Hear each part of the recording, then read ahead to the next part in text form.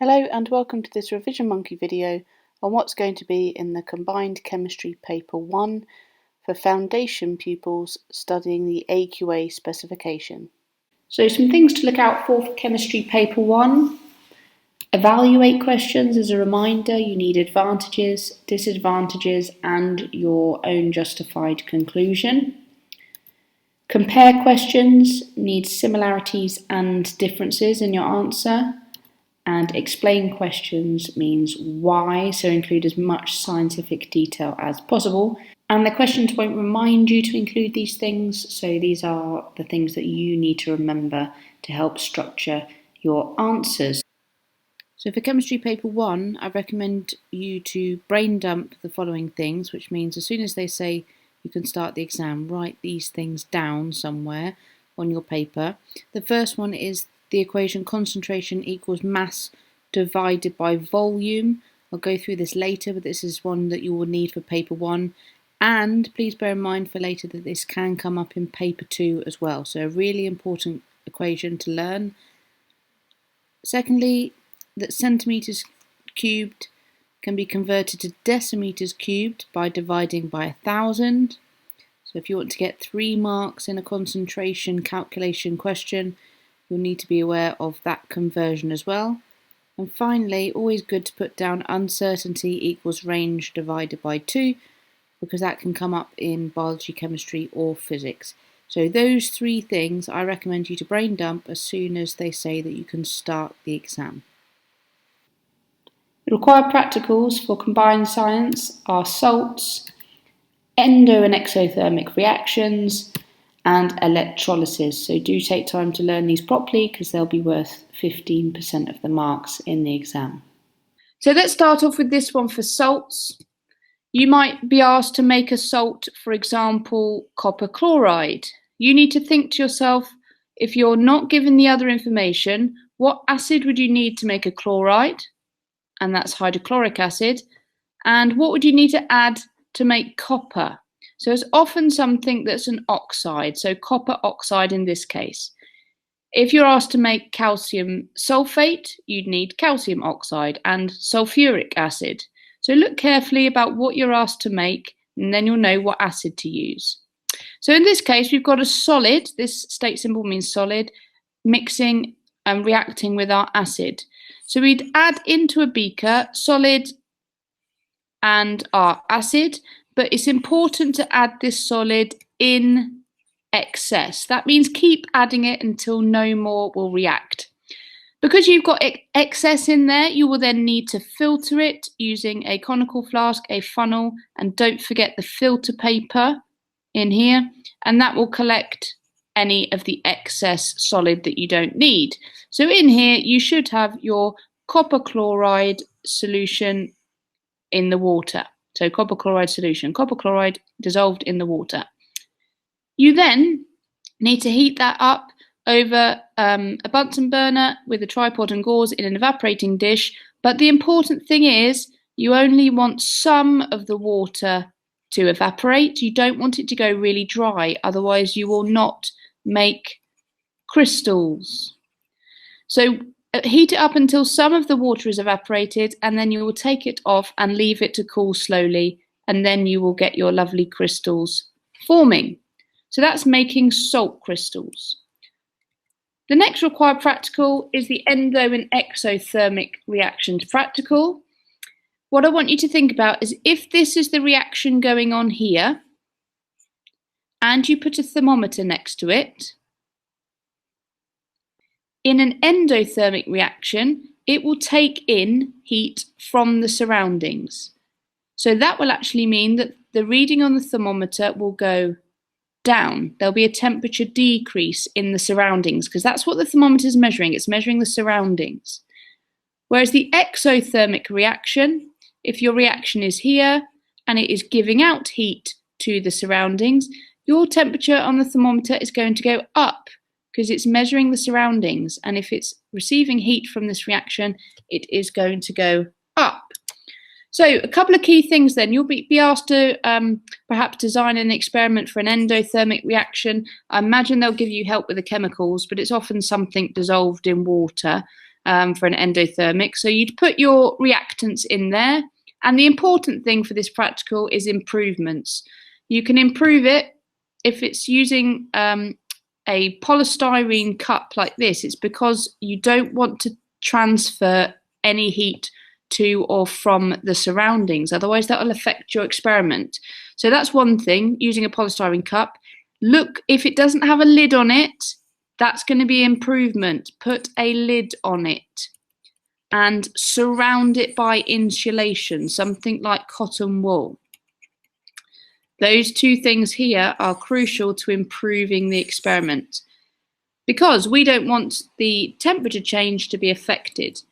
So you'd measure the temperature before, put the reactants in, measure the temperature after, and you will have a temperature change. If it goes down, it's endothermic, and if the temperature change goes up, it's exothermic. And exactly the same thing in here, putting your reactants in, measuring the reaction before, and then surrounding it in insulation and putting a lid on top. The next practical is electrolysis. I'm going to go through a little bit of theory of electrolysis before I introduce the practical itself. So we're going to start off by thinking about what electrolysis is. It's using electricity, electro, to split something, lysis. And what it splits is an ionic compound. Let's give an example of lead bromide. Now, if you think in life, always think of the positives first. So everything that you see here, the positive bit comes first. So that is going to make a positive ion, lead, and this is going to make a negative ion, bromine. So if we were to melt this first of all, to make it molten, so we would heat it up and melt this rock of lead bromide, we might want to get the lead out and use it to make some sort of metal component. So if you heat it up and make it molten, in here you will have the lead ions and the bromide ions, and the important thing is now the ions are free to flow. I expect that to come up somewhere on the paper. The ions are free to flow, because if you put the electrodes in here, nothing would happen because the ions can't flow. But now they can. And then opposites attract. The positive ions are attracted to the negative electrode. That will collect around there and make it a lot heavier. And the bromide ions will go to the negative electrode and come off as bromine gas. That's important. The bromide turns into bromine gas. So that's basic electrolysis, and that's when it's molten. There's one example of this, a special example. It's that the electrolysis of aluminium oxide. Aluminium is really important. It's used in things like building aeroplanes. So that's really important. So if we wanted to split up aluminium oxide, we'd first, and this has been quite a common question in the past, dissolve it in something called cryolite. And this lowers the melting point. So in here, we would have, again, positives first. Our aluminium bit is the positive. And don't worry, but it's Al3+, and the oxide bit is negative. But in this case, these three electrodes in the top are actually all positive. And the negative electrode is actually the casing itself around the outside. So this is a special electrolysis example to look at. But the same rules apply. The positives will be attracted to the negative electrode. So you'll get aluminium coming out here. And the oxygen will be attracted to the electrodes that are positive, and you will get oxygen given off. An extra question that's common, they will sometimes ask, why do these electrodes need to be replaced? Now these electrodes, we'll look at it later, it's made out of graphite. And if you remember, graphite is made out of the element carbon.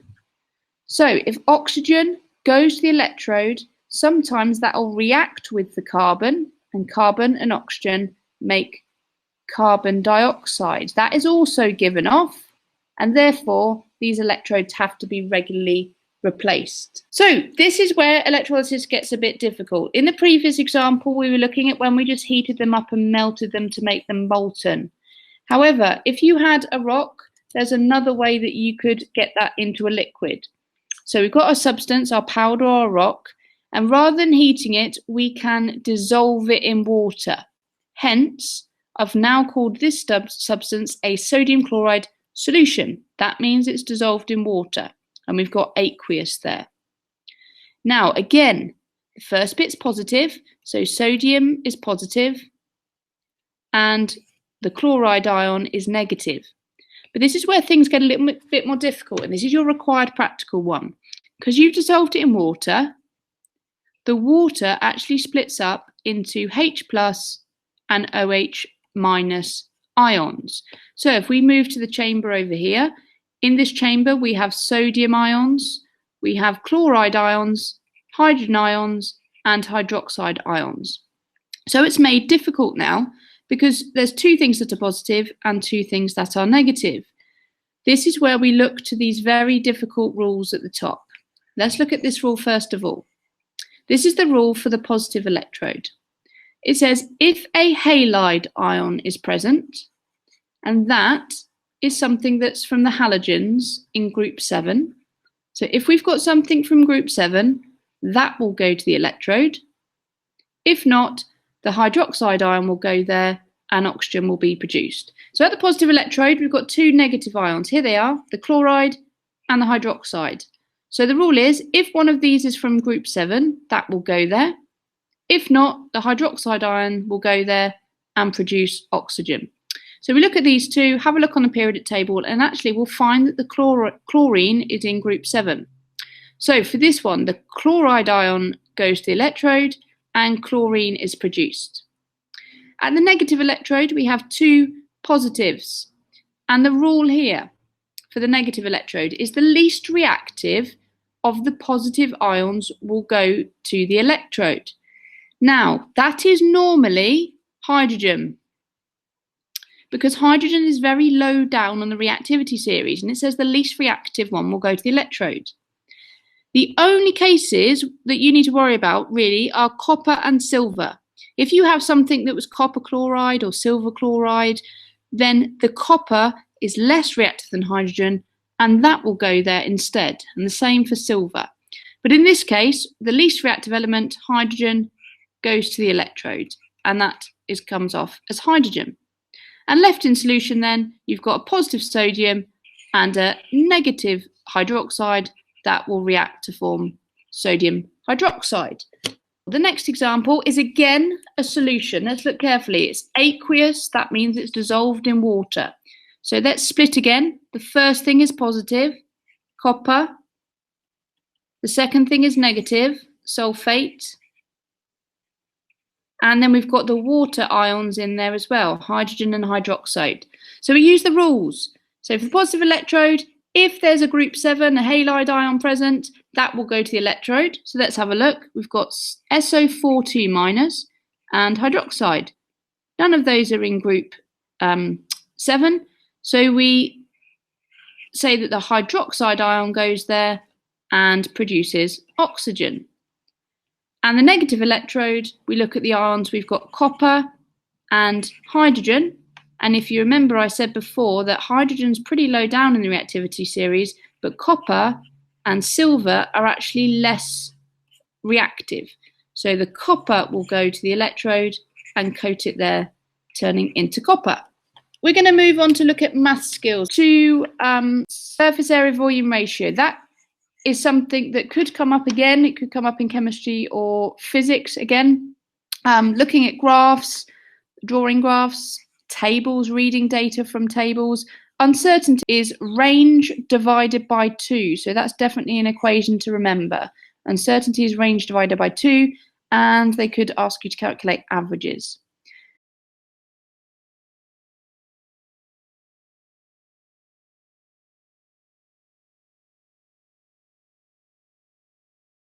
Now, for the chemistry exam, 20% of it is going to be maths. So it could be things like averages, uncertainty, doing some graph skills, but it could also be part of the chapter 3, which is all about quantitative chemistry. So relative formula mass, concentration calculations, etc.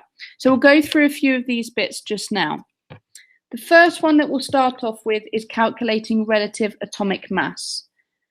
So this question says, calculate the relative atomic mass of a sample of chlorine consisting of 75% chlorine 35 and 25% chlorine 37. These are just different mass numbers. And it's all to do with this fact here about isotopes. Isotopes are atoms of the same element with a different number of neutrons. So this chlorine 37 has 2 more neutrons than the chlorine 35. So what we do to calculate the relative atomic mass is we take 75%, which we'll write as 0.75, multiply that by 35, and just add that to 25%, or 0.25, times by 37. And that will give an answer of 35.5. Now, we know that's the right answer because it's going to be an average which lies between 35 and 37. And because there's 75% of 35, it's going to be a lot closer to 35.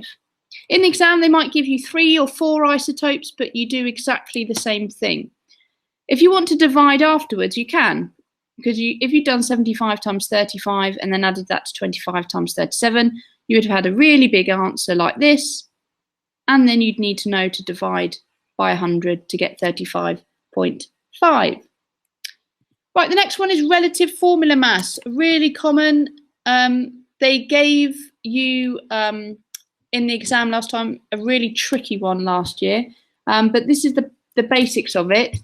You have to count how many atoms there are in each compound. So calcium here, there's 1 of them, and its mass is 40.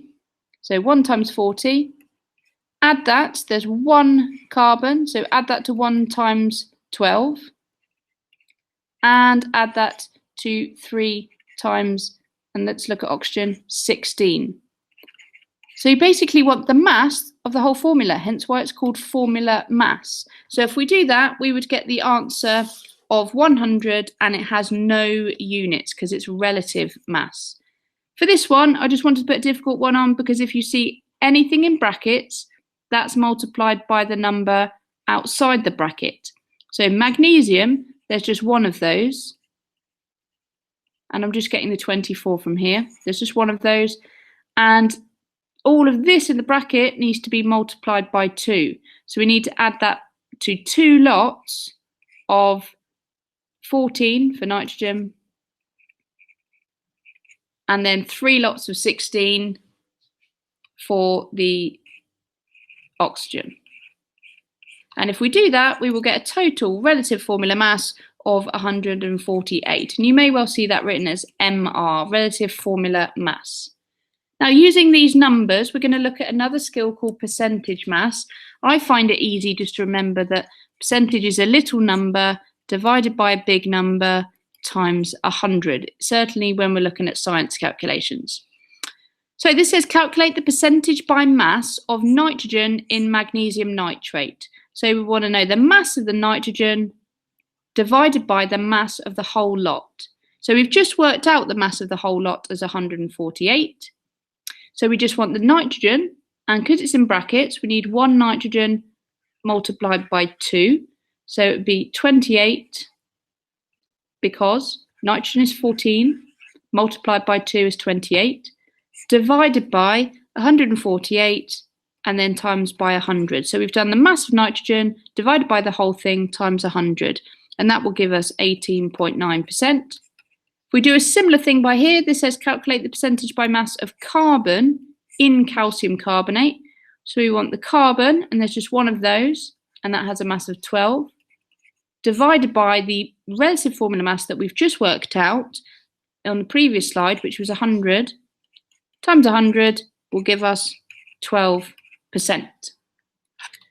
So this for foundation and for higher is the equation that you need to know.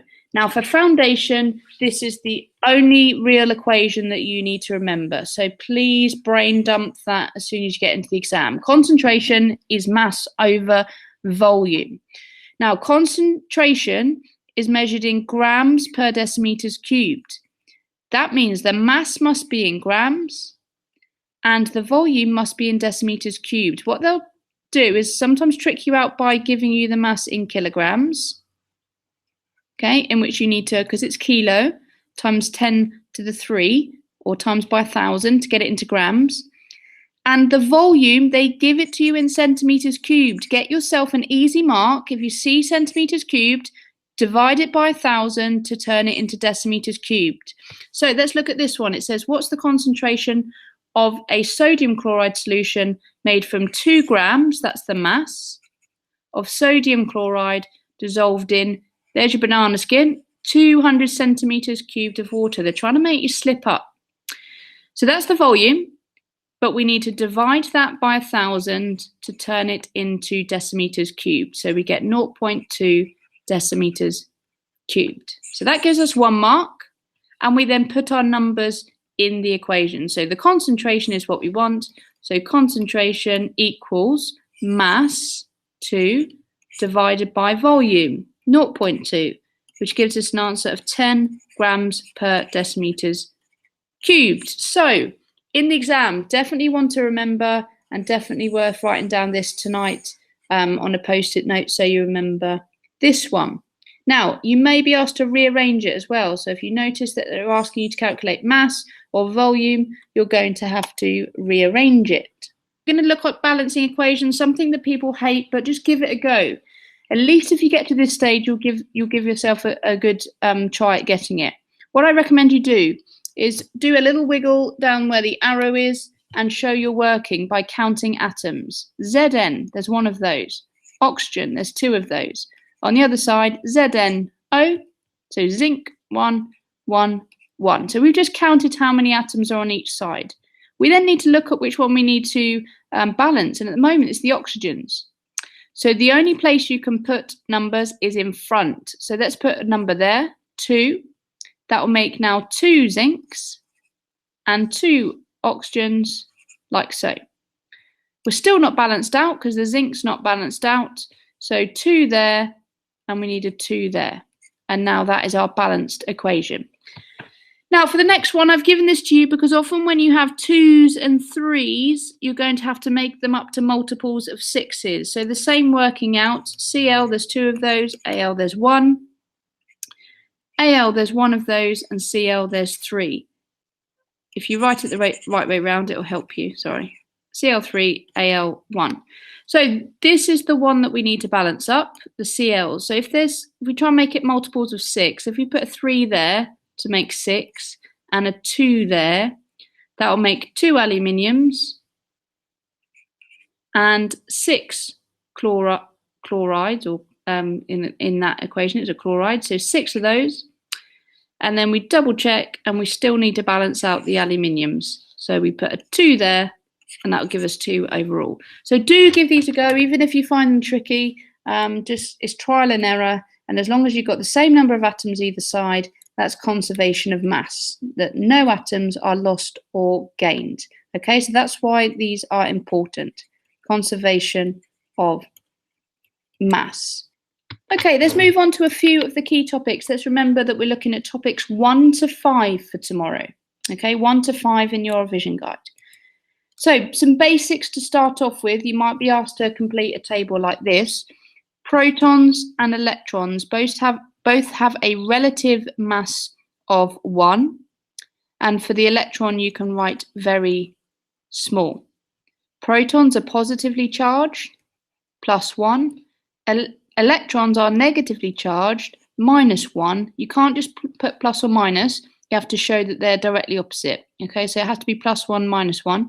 And a neutron has no charge. On your periodic table, it'll give you a key to which number is which. So this is the relative mass, and this is the proton number. In an atom, there is the same number of protons as electrons.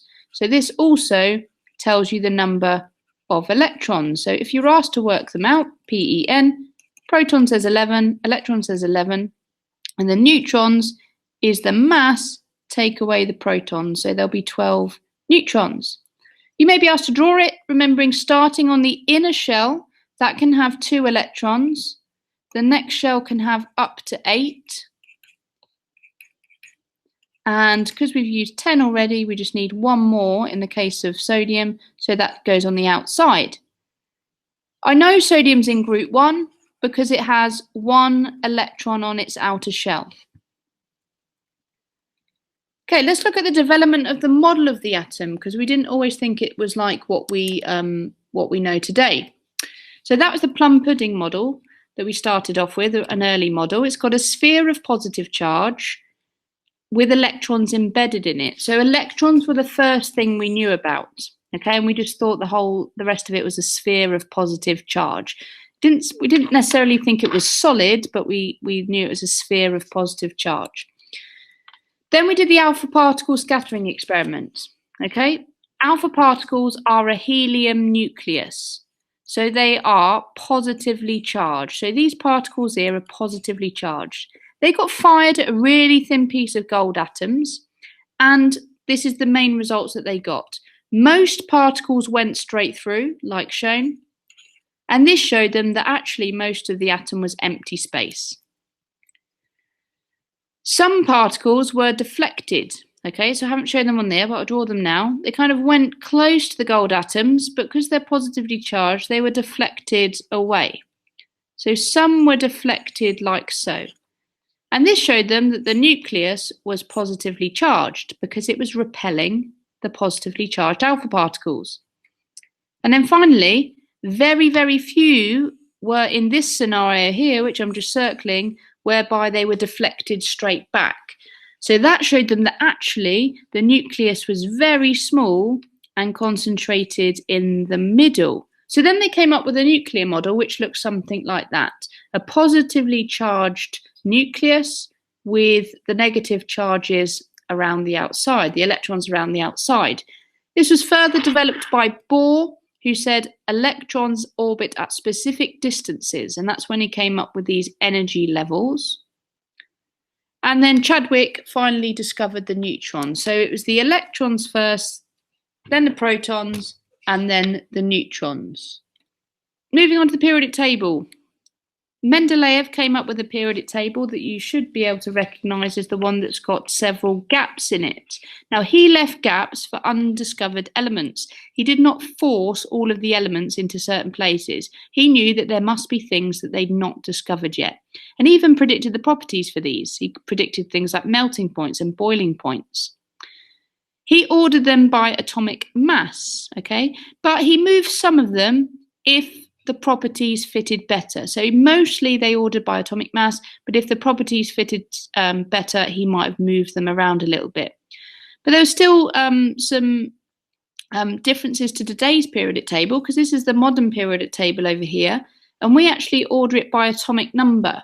So that's the bottom number. So it goes 1, 2, 3, 4, 5, 6, and it all goes up in order, okay? If you look at masses, they mostly go up, but in a few situations, like down here, they actually go up and down again. So we do it by atomic number, and we group elements with similar properties together in the same group. Talking about a few things with reactivity then with the periodic table, you need to know about group 1 and group 7. Have a think about if you know what they are called. Group 1 are the alkali metals, and group 7 are the halogens. The other group that you'll need to name is the group 0, which are the noble gases, and the transition metals, which are in the middle here.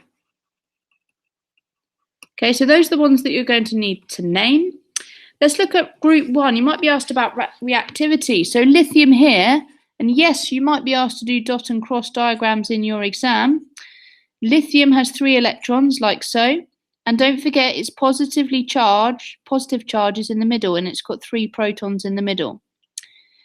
The positive charge, again, for a larger atom, if you go down a period, don't go down the group, okay, to the next period, which is the row. So the periods are the rows and the columns are the groups. Each time you go down, you add an electron shell. So that one has 2, and you add an electron shell, and the next one down has 3, and so on. So each time you go down, you add a shell on. So this one would be sodium. So sodium has 2 and then 8 and then 1. Now, this is important for reactivity. These atoms like to lose their 1 electron. Think about it, that it's easier for them to lose one to get a full outer shell underneath than it would be to gain them. So they lose one. Now, the trouble is, electrons are negatively charged and protons are positively charged. So at the moment, there's a force of attraction holding those together. Now, if you get a bigger atom, like so, there's a bigger distance between the positively charged nucleus and the negatively charged electron. This is all the information you need to get down in the exam. Okay, bigger distance between the positively charged nucleus and the negatively charged electron. So the force of attraction is actually weaker on a larger atom. So weaker force of attraction. So what that means in terms of group 1 is if the atom gets bigger, the outer electron is further away and there's a weaker force of attraction, and this means that reactivity increases as you go down the group, and melting and boiling points actually decrease. Okay, so it's the opposite for melting and boiling points. For group 7, you need to know about that as well. So for group 7, think to yourself, they've got 7 electrons in the outer shell and they need to gain an electron. So we've got a positively charged nucleus. If we start at this one, which would be fluorine because it's got 2 shells, 2 electrons in the middle, and then 7 on the outside. It needs to gain 1, perhaps from the sodium, to go there. Now, if it's very close, because it's negative, it's very close to the positively charged nucleus, it will be easier to gain it because they will attract. So actually the reverse is the opposite for these ones. If you have the positively charged nucleus which is trying to attract the electron quite far away, then it's going to be more difficult. So in this case, you want a short distance and you have a stronger force of attraction between the positively charged nucleus and the electron you're trying to gain. So actually for group 7, the reactivity is highest at the top and it decreases as you go down. And remember I said the opposite with the melting and boiling points, so they increase as you go down. Moving on, bonding. Okay, this is a big topic, expect it to come up. So describe the structure of ionic bonds could be something that they ask. And kind of looking at the higher tier style questions are going to be 3-4 marks for each kind of type of bonding. So they'll ask you a few on each normally. So describe the structure of ionic compounds. You need to recognize them as like this: positive and negative charges in a giant lattice, and they're made out of ions, hence ionic compound. Think to yourself, positives and negatives. And the forces that are between positive and negative charges are called electrostatic forces. The properties then of ionic compounds is they only conduct electricity when they're liquid. This has a link to electrolysis. If you remember, we said that only when the ions are free to flow can it conduct electricity. They have high melting points and high boiling points. This, if there's one question I want you to take away, this is something that's really common. It will say, describe how sodium and chlorine react to form sodium chloride. And you need to recognize that it's a metal and a non-metal, so it's going to be ionic bonding. So in this case, sodium has 1 electron in its outer shell that it wants to lose, and chlorine has 1 space in its outer shell that it needs to gain the electron. So many people lose easy marks here, so bullet point it and make it really clear. Sodium atom loses 1 electron and becomes a positive ion. The chlorine atom gains 1 electron and becomes a negative chloride ion. So bullet point it if you need to get the clarity of the marks. Now, if it wasn't sodium let's say it was magnesium that has 2 electrons in its outer shell. In this case, you'd need 2 chlorines because 1 electron would go there and it would be full up. So you'd need another chlorine in order for it to react. So in this case, the first example, we just had 1 Na and 1 Cl, so that would be the formula. But in this case, we would need 1 Mg and 2 Cls, so that would be the formula. So do look out to see how many electrons they've got to give and how many electrons they need. Covalent bonding then. We'll start off with small, simple molecules. So the structure of those ones between non-metals and they're sharing electrons. They have strong covalent bonds and weak intermolecular forces between the molecules. So if we look at this, we're going to draw this one out, and it's got a strong covalent bond there. We're going to draw O2. You only draw the outer shell electrons, and oxygen is in group 6. So it has 6 outer shell electrons, and it needs 2 more. So if it needs 2 more, that's where we start in the middle. Draw 2 shared pairs of electrons. We're going to draw one with dots and one with crosses. So it's got 6, it needs 8, so it needs 2 more. So start with 2 pairs. And then you've used 2 up there, so the outer shell can only have 4 more there and 4 more there. You'll know that you've done it right if you look at each atom and you count 8 in total. 1, 2, 3, 4, 5, 6, 7, 8. And 1, 2, 3, 4, 5, 6, 7, 8. So that's when you know that you've got it correct in total. So this is actually a double bond, O, double bond O, and we show bonds by a single line. Now the intermolecular forces, if that was oxygen and that was another oxygen, these forces in between are called intermolecular forces. So the properties, they don't conduct electricity because we're not talking about charges, and they have a low melting point and boiling point. The box in yellow is really key for higher tier more than anything else. So if you're foundation, don't worry too much about this box. But it's the idea linking the fact that small molecules have a low boiling point, and it's to do with the weak intermolecular forces. So only a small amount of energy is needed to overcome the weak intermolecular forces. And it's these forces that are overcome when a substance boils and not the covalent bonds. So what it means is it's the forces between the molecules that break up, okay, these ones here, rather than the atoms themselves splitting apart. So a bit on giant covalent then. We need to know about 3 structures. See if you can remember those in your head. We've got diamond here, graphite, and silicon dioxide. They are all giant structures. Talking about structure here. They've all got covalent bonds, which are very strong, and they are, that applies to all of them. So those 2 and silicon dioxide, strong covalent bonds, and they are giant structures.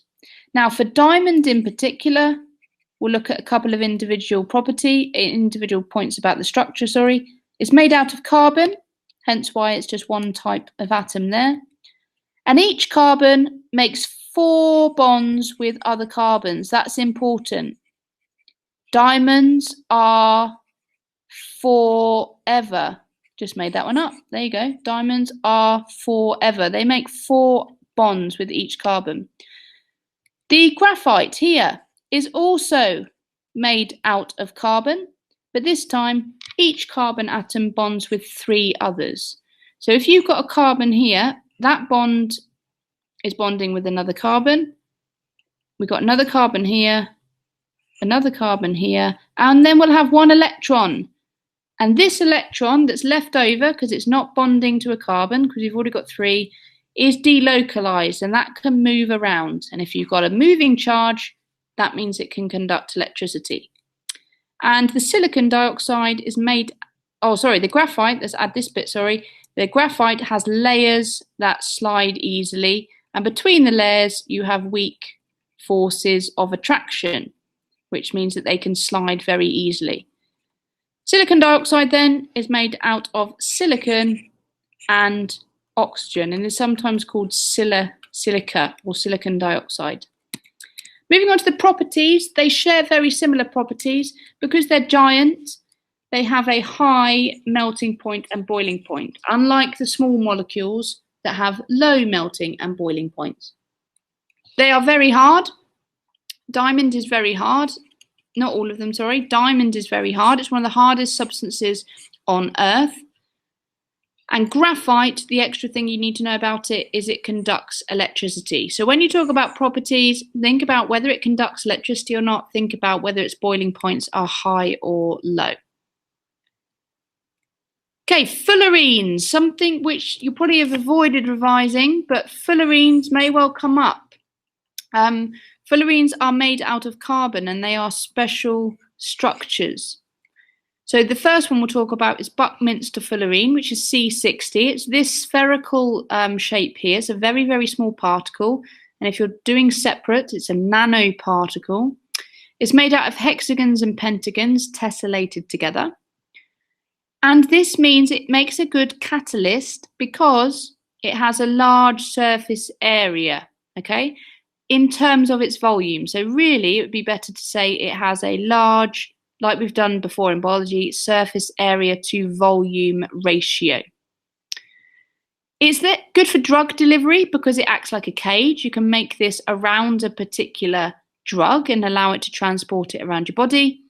And also it's a good lubricant. So if you had two surfaces that were rubbing together, that would provide a lot of friction. However, imagine this very tiny layer of nanoparticles, so small particles, small fullerenes in between there, and because they're spherical, they can roll around, and if they do that, then they can act as a lubricant, okay, to reduce the friction. A nanotube, well, a single layer of graphite is called graphene, and if you roll them up into a tube, you can make a nanotube, and they're very strong because of the strong covalent bonds, but they're also very light. And because they've got that extra electron that can go around, they can also conduct electricity. The final structure that we'll look at for this bit is polymers. They're very long molecules made with covalent bonds. So normally they just show you a small section of it in the exam. So this here is just showing, if we were to draw a really long molecule, like so, with all the hydrogen bonds on, which I'm not going to draw, this is just showing you a small section of that, because polymers are long chains of molecules. So let's look at the structure and properties of an aluminium block. Could be any metal, but they're just asking you about metallic bonding here. So with metals, we've got a sea of delocalized electrons and regular arrangement of positive metal ions. So there's loads of electrons that are free to move around the whole structure, and you should know that metals are good conductors. So they have a high melting point, this is the properties, high melting point, high boiling point, and they can conduct electricity. This next question is one to definitely look out for. Talking about pure metals versus alloys. It says, explain why pure metals are soft and alloys are hard. Well, a pure metal has a regular arrangement of atoms in layers, and those layers slide easily. This is what you need to say for the marks. It's not difficult. It'll often be a 2 marker, so the regular arrangement of atoms and the layers slide easily. However, if you have an alloy, it will look a little something like this. And this is different sized atoms, because an alloy is a mixture of metals, or it could be a metal and a non-metal, like steel is made out of iron and carbon. So you have different size atoms that distorts the layers. It doesn't allow them to lay regular, and therefore the atoms don't slide easily. So if you were to hit this one with a hammer, the atoms would slide and you could change shape. But if you were to hit this one with a hammer, it would be a lot harder. Okay, I'm not going to go through this in detail, but I'll put the information on the slide and you can go back to it later on, but it could well be a 6 marker. Comes up in physics and chemistry. It's talking about the structure in solids, liquids, and gases. So fixed positions vibrating for a solid take up a definite shape. In a liquid, as you add more energy, they move close. They're still close together, but they can move over each other. And there's weaker forces until you get to a gas when the particles are very far apart and they're moving randomly in all directions. Now, these come with the state symbols. This means aqueous, this means solid, this means liquid, and this one means gas. I want you to look out for this one in the exam. It's the idea of the conservation of mass. Everything on the left, in terms of atoms and mass, must equal everything on the right. So this question looks very difficult. It says 73 grams of hydrochloric acid reacts with 100 grams of calcium carbonate to produce 111 grams of calcium chloride and 44 grams of carbon dioxide. How much water would be produced? But look at the marks. It's only 1 mark. So we take the information from the question down here. So 73 grams of hydrochloric acid reacts with 100 grams of calcium carbonate to produce 111 grams of calcium chloride and 44 grams of calcium oxide. So that leaves out this. That's what we need to work out. And if everything on the left needs to equal everything on the right, reactants equal products, then everything on the right must equal 173 grams, because that's what the left equals. So if you do 173, take away these two, you should get your answer. Take away 111, take away 44, will give you 18 grams. So just 1 mark, a simple calculation for foundation that they make look very difficult. In terms of conservation of mass, the mass before must equal the mass after in a reaction. And that'll be true if you've got a closed system. If you have a lid on your beaker, this reading here will stay the same throughout the reaction. However, if you don't have a lid, the reading will go down in this case, but only because there's a gas being produced. If there wasn't a gas being produced, then there wouldn't be a change. But the gas can escape, which will mean mass will be lost out of the container. In this case, I've got a piece of metal that's exposed to air on a balance. Any time you see air in the exam, think that the object could react with oxygen. So this time, oxygen could react with the metal and increase the mass. We'll look at these equations and see if you could finish these off yourself as word equations.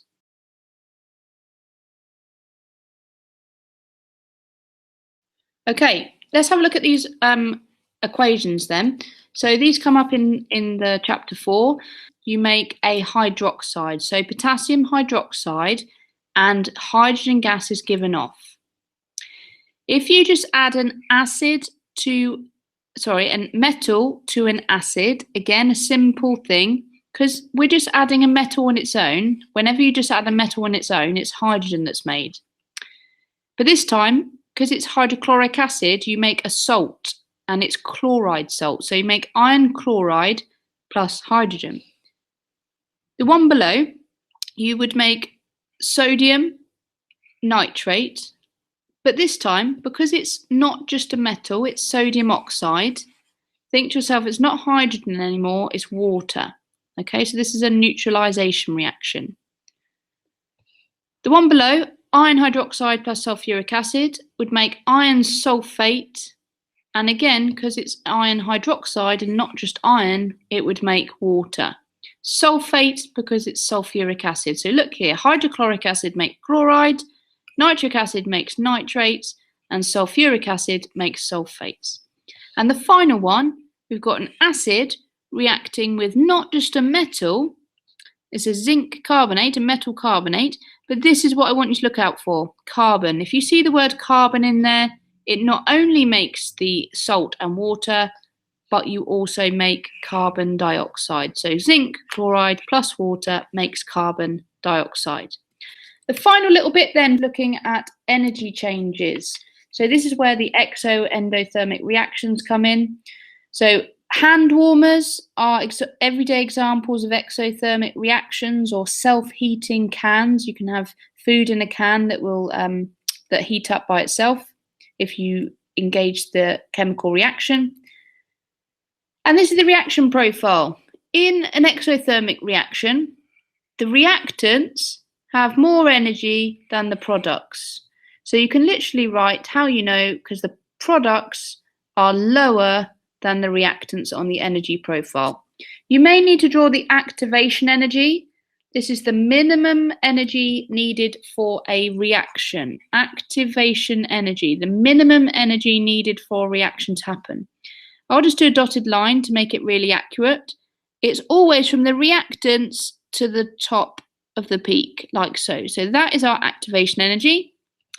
Our overall energy change is the difference between the reactants and the products. So this here is our overall energy change.